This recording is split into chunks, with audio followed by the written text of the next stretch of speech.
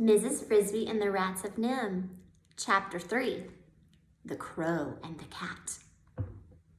Mrs. Frisby looked again at the sun and saw that she faced an unpleasant choice. She could go home by the same roundabout way that she had come, in which case she would surely end up walking alone in the woods at dark. A frightening prospect, for at night the forest was alive with danger. Then the owl came out to hunt, and foxes and weasels and strange wild cats stalked among the tree trunks. The other choice she had would be dangerous too, but with luck it would get her home before dark. That would be to take the straighter route across the farmyard between the barn and the chicken house, going not too close to the house, but cutting her distance home by half. The cat would be there somewhere, but by daylight and by staying in the open away from the shrubs, she could probably spot him before he saw her. The cat, he was called Dragon. Farmer Fitzgibbon's wife had given him the name as a joke when he was a small kitten pretending to be fierce. But when he grew up, the name turned out to be an apt one. He was enormous, with a huge, broad head and a large mouth full of curving fangs, needle sharp. He had 7 claws on each foot and a thick, furry tail, which lashed angrily from side to side. In color, he was orange and white, with glaring yellow eyes, and when he leapt to kill, he gave a high strangled scream that froze his victims where they stood. That's a great description about Dragon the cat. But Mrs. Frisby preferred not to think about that. Instead, she came out of the woods from Mr. Age's house and reached the farmyard fence. And as she reached the farmyard fence, she thought about Timothy. She thought of how his eyes shone with merriment when he made small jokes, which he did frequently, and how invariably kind he was to his small, scatterbrained sister, Cynthia. The other children sometimes laughed at her when she made mistakes or grew impatient with her because she was forever losing things. But Timothy never did. Instead, he would always help her find them. And when Cynthia herself had been sick in bed with a cold, he sat by her side for hours and entertained her with stories.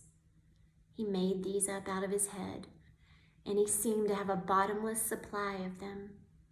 Taking a firm grip on her packets of medicine, Mrs. Frisby went under the fence and set out toward the farmyard. The first stretch was a long pasture. The barn itself, square and red and big, rose in the distance to her right. To her left, farther off, were the chicken houses. You know, I'm going to stop here. This just shows the great determination and bravery that Miss Frisby has, and the loving side of her as a mother, worried about her little boy who's sick, that she's willing to take on whatever risk she needs to get medicine to him.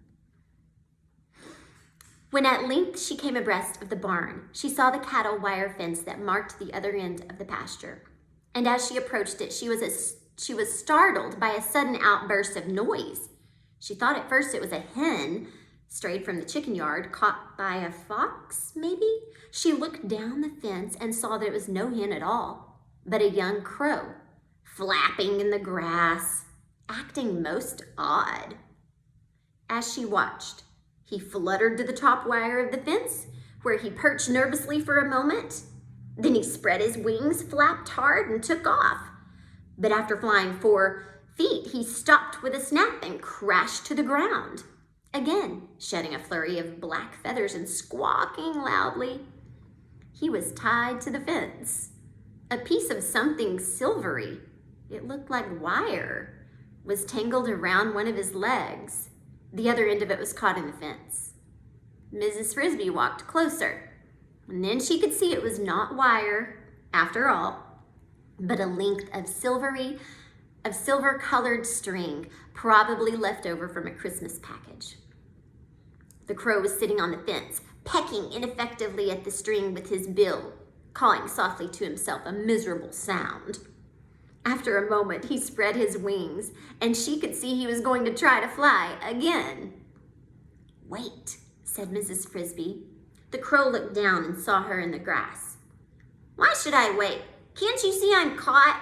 I gotta get loose." "But if you make so much noise again, the cat is sure to hear, if he hasn't heard already.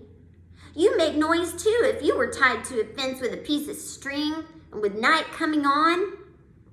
"I would not," said Mrs. Frisby, "if I had any sense and knew there was a cat nearby. Who tied you?" She was trying to calm the crow, who was obviously terrified.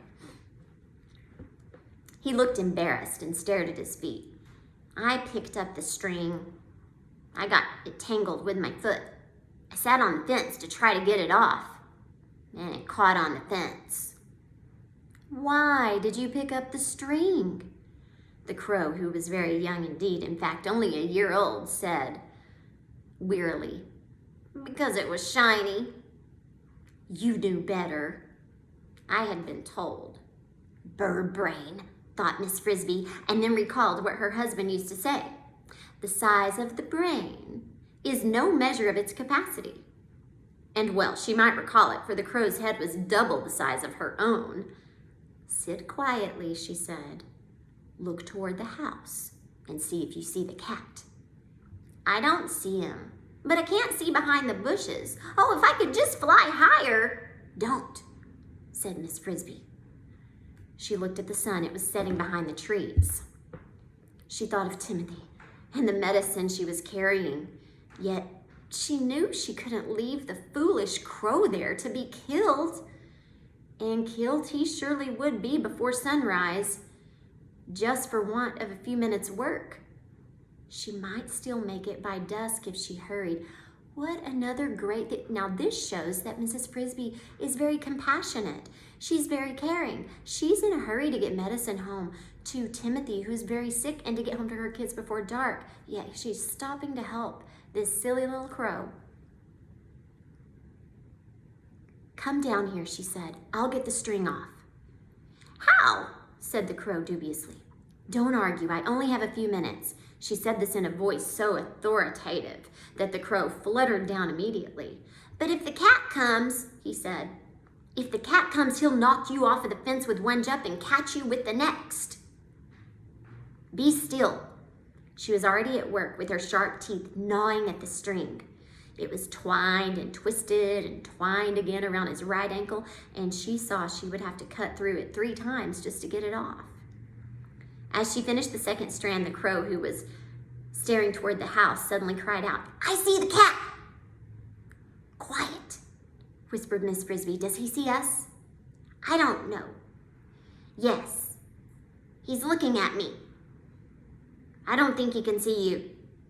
"Stand perfectly still. Don't get in a panic." She did not look up, but started on the 3rd strand. "He's moving our way." "Fast or slow?" "Medium. I think he's trying to figure out what I'm doing." She cut through the last strand, gave a tug, and then the string fell off. "There, you're free. Fly off. Be quick." "But what about you?" "Maybe he hasn't seen me."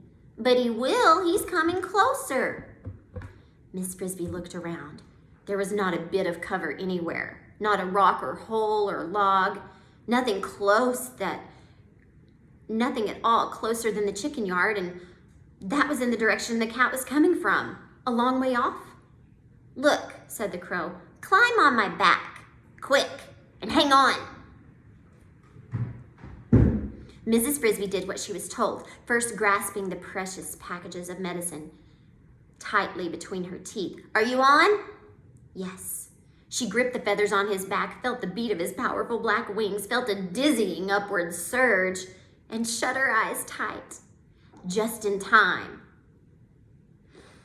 She heard the angry scream of the cat as he leaped at where they had just been. "It's lucky you're so light," said the crow. "I can scarcely tell you're there. Lucky indeed, thought Miss Frisby. If it had not been for your foolishness, I'd have never gotten into such a scrape. However, she thought it wise not to say so, under the circumstances. Where do you live? Asked the crow. In the garden patch, near the big stone. I'll just drop you off there. He banked alarmingly, and for a moment Miss Frisby thought he meant it literally, but a few seconds later, so fast does the crow fly, they were gliding to earth a yard from her front door. Thank you very much, said Miss Frisby, hopping to the ground. It's I who should be thanking you, said the crow. You saved my life. And you mine. Ah, but that's not quite even. Yours wouldn't have been risked if it had not been for me and my piece of string. And since this was just what she had been thinking, Mrs. Frisby did not argue. We all help one another against the cat. True, just the same, I am in debt to you. If ever the time comes when I can help you, I hope you'll ask me. My name is Jeremy. Mention it to any crow you see in these woods, and he will find me. Thank you, said Mrs. Frisby. I will remember. Jeremy flew away to the woods, and she entered her house, taking the 3 doses of medicine with her.